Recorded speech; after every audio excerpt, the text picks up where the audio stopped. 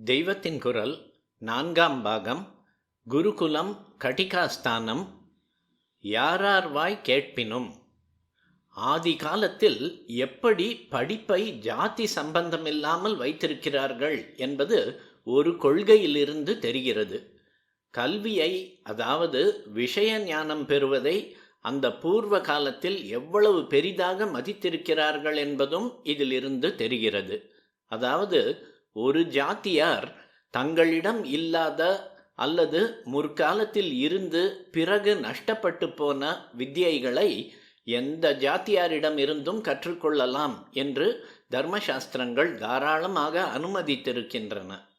நல்ல வித்தியை ஒன்றையோ அல்லது உயர்ந்த தர்ம பண்பு ஒன்றையோ அல்லது ரொம்பவும் உத்தமமான கன்னிகை ஒருத்தியையோ எந்த ஜாத்தியாரிடமிருந்தும் பெற்றுக்கொள்ளலாம் என்று மனுவே சொல்லியிருக்கிறார்.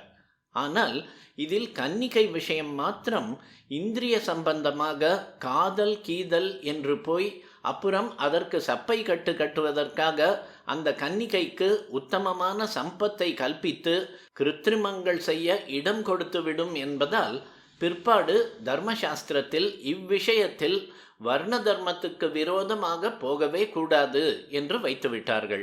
ஆனால் தர்மம், வித்யை, அதாவது அறம், அறிவு இரண்டையும் பிராமணன் கூட அப்பிராமணரிடம் இருந்து கேட்டு பெற்றுக்கொள்ளலாம் என்று சொல்லியிருக்கிறார்கள். அறமும் அறிவு நூலால் வருவதே, அறிவு நூலின் பயனும் அறத்துக்கு உதவ வேண்டுவதே. ஆகையால் இவற்றை பிரித்து கூட சொல்லக்கூடாது. அந்நிய தேசத்தினரோ காட்டுமிராண்டிகளோ ஒரு பிரதேசத்தில் உள்ள பிராமண வித்வான்களை எல்லாம் ஒழித்து விட்டால், அல்லது வேறே ஏதோ காரணத்தால் ஒரு பிரதேசத்தில் பிராமணர்களுடைய வேதாபியாசம் நின்று போய்விட்டதென்றால், இப்படிப்பட்ட ஆபத்து காலத்தில் பிராமணனாக பிறந்தவன் அங்கேயுள்ள க்ஷத்திரியர்களிடமோ வைஷ்யர்களிடமோ வேதத்தையே கூட கற்றுக்கொள்ளலாம் என்கிற அளவுக்கு மனு போயிருக்கிறார். எப்பொருள் யார் யார்வாய் கேட்பினும் அப்பொருள் மெய்ப்பொருள் காண்பது அறிவு என்று திருக்குறளில் சொல்லியிருக்கிறது. எந்த விஷயமாகட்டும் அதை யார்தான் எடுத்து சொல்லட்டும், அதன் சரியான தாத்பரியம் என்னவென்று பார்த்து ஏற்றுக்கொள்வதே புத்திசாலித்தனம் என்று அர்த்தம்.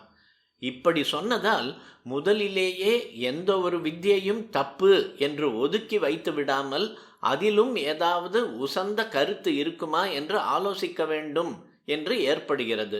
அதே போல போயும் இவர்களிடமா கற்றுக்கொள்வது, இவர்கள் சொல்லியா கேட்டுக்கொள்வது என்றெல்லாம் நினைக்காமல், சொல்வது யாராக வேண்டுமானாலும் இருக்கட்டும், சொல்வதில் தாத்பரியம் இருந்தால் எடுத்துக்கொள்வோம் என்று நினைக்க வேண்டும் என்றும் ஏற்படுகிறது.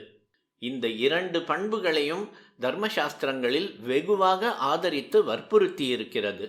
விஷயம் இருக்கிறதா என்று பார்க்கிறேன் என்று பொய் சமாதானம் சொல்லிக்கொண்டு கண்ணா பின்னா சமாச்சாரங்களை கூட ஒருத்தன் படிக்கலாம். அதாவது எப்பொருளையும் படிக்கலாம். ஆனால் உசத்தி தாழ்த்தி பார்க்காமல் யாரார்வாய் கேட்பது லேசில் முடியாது. அதனால் இந்த அம்சத்தை சாஸ்திரம் நன்றாக அழுத்தம் கொடுத்து எடுத்து சொல்லியிருக்கிறது. கோபத்திலே கொக்கை எரித்த கொங்கண ரிஷி ஒரு ஸ்திரீயிடமிருந்து அநேக தர்மங்களை தெரிந்து கொண்டு அப்புறம் அவள் வார்த்தைப்படி பாக்கி இருந்த தர்மங்களை ஒரு கசாப்பு கடைக்காரனிடம் கேட்டறிந்ததாக மகாபாரதத்தில் இருக்கிறது.